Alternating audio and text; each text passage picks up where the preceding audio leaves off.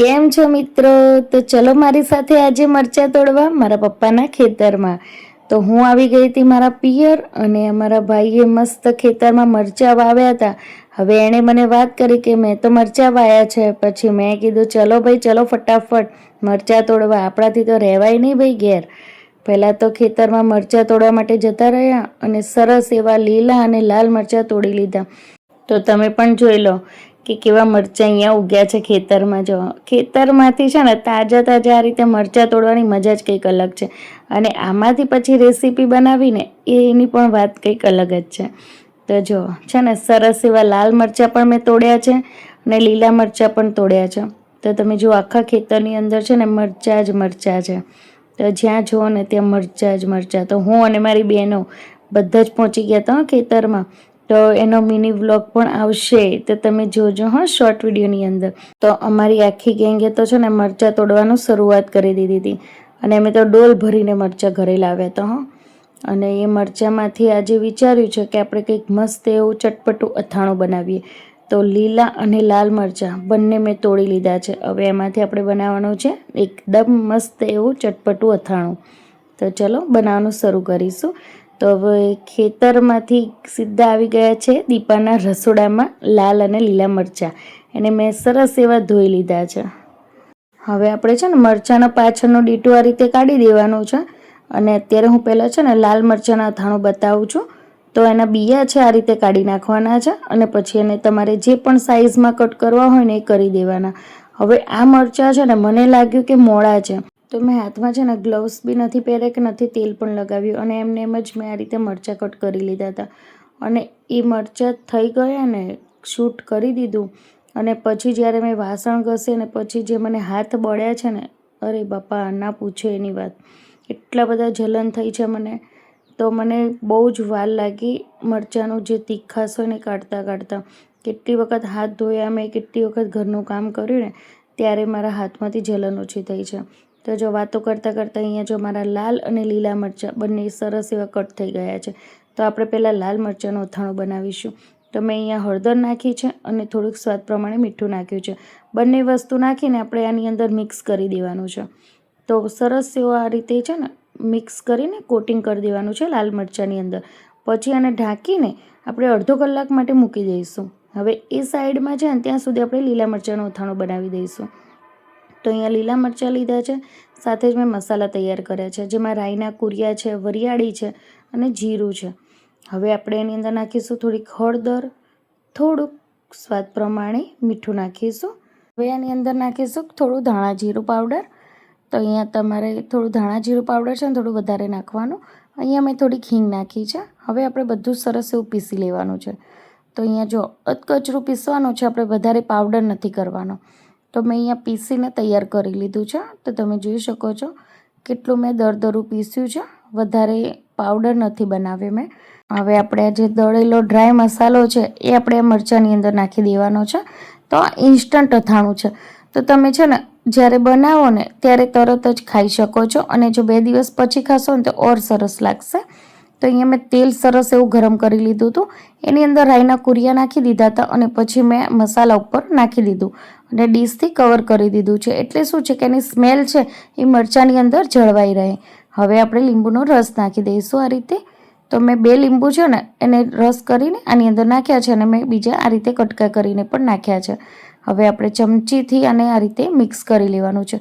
તો તમે છે ને હાથથી પણ કરી શકો છો, પણ મરચાંની જે એટલી બળતરા મને થઈ છે ને એટલે હવે ચમચીનો ઉપયોગ કર્યો છે મેં આની અંદર. તો ચમચીથી જ જો આ રીતે મેં મિક્સ કરી લીધું છે. તો સરસ એવો મસાલો કોટ થઈ ગયો છે.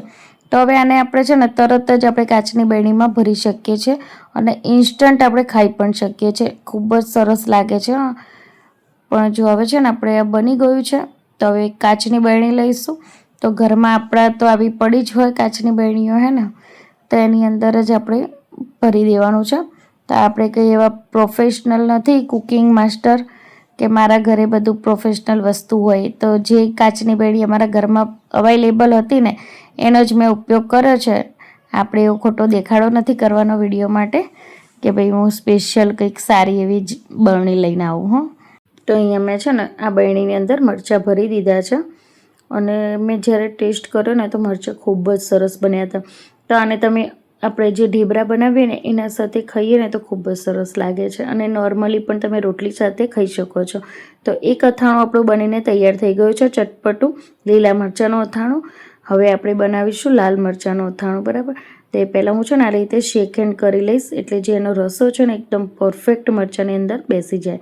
તો એક વખત તમને ખોલીને પણ બતાવી દઉં. તો જો છે ને, હવે આપણે લાલ મરચાંનું અથાણું બનાવીશું ને, તો એના માટે જો મરચાં છે એકદમ સરસ એવા આ રીતે મિક્સ કરવાના છે, પણ તમે ચમચીથી મિક્સ કરજો. મેં હાથનો ઉપયોગ કર્યો છે, પણ પછી મને ખબર પડી હતી તો મેં છે ને આ રીતે જ હાથથી જ આ રીતે સૂકવી દીધા છે. તો કોઈ પણ કોટનનું કપડું હોય ને તો એ લેવાનું, પણ મેં અહીંયા ટિશ્યુ પેપર લીધા છે અને ટિશ્યુ પેપર ઉપર આ રીતે મરચાં મેં મૂકી દીધા છે. હવે એને છે ને તડકામાં હું 2 થી 3 કલાક માટે સૂકવવા મૂકી દઈશ. તો ત્યાં સુધી આપણે મસાલો બનાવી લઈશું.